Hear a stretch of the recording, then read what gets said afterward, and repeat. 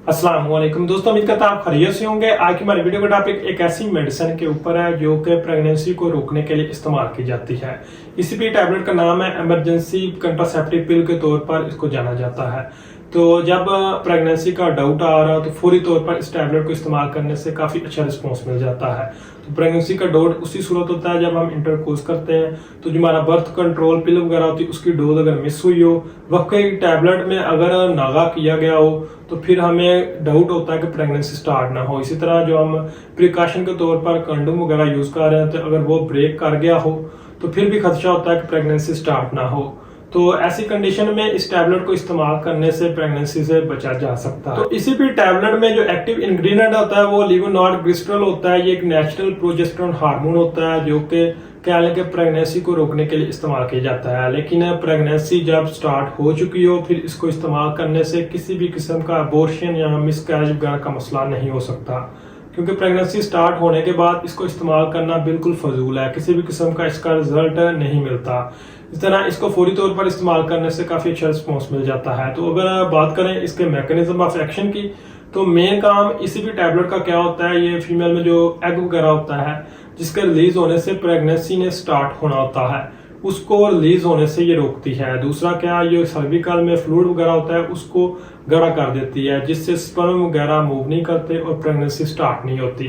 तो बात करते हैं इसी भी टैबलेट की डोज और ड्यूरेशन की। इसकी एक टैबलेट को भी इस्तेमाल किया जा सकता है 0.75 मिलीग्राम, या डबल टैबलेट 1.5 मिलीग्राम तक भी हम इसको इस्तेमाल कर सकते हैं। इसको हफ्ते में एक मरतबा इस्तेमाल करना ज्यादा बेहतर है, लेकिन इसकी एक टैबलेट का 3 दिन तक हमें रिजल्ट मिलता है।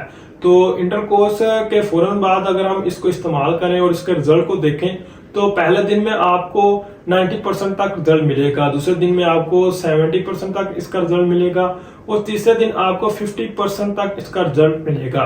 लेकिन इंटरकोर्स के जितनी जल्दी आप इसको इस्तेमाल करेंगे उतना अच्छा रिजल्ट मिलेगा। बाद में इस्तेमाल करने से किसी भी किस्म का रिजल्ट नहीं देखने को मिलता। दूसरा, इस टैबलेट को एक माह में 4 से 6 मरतबा तक इस्तेमाल करना दुरुस्त है। ज्यादा मरतबा आप इसको अगर इस्तेमाल करेंगे तो आपको मुख्तलिफ किस्म की गानी की प्रॉब्लम्स का मसला हो सकता है, हार्मोन इम्बैलेंस वगैरह का मसला हो सकता है। तो अगर इसी भी टैबलेट के साइड इफेक्ट की बात करें, तो इस टैबलेट के इस्तेमाल करने से सर में दर्द वगैरह का मसला हो सकता है, जिसमें में बहुत ज्यादा थकावट का मसला हो सकता है, पेट में दर्द वगैरह का मसला हो सकता है, पीरियड वगैरह इरेगुलर हो सकते हैं 7 दिन के लिए। बाद 7 दिन पहले डेट आ जाती है, बाद इसका इस्तेमाल करने से 7 दिन बाद डेट आती है।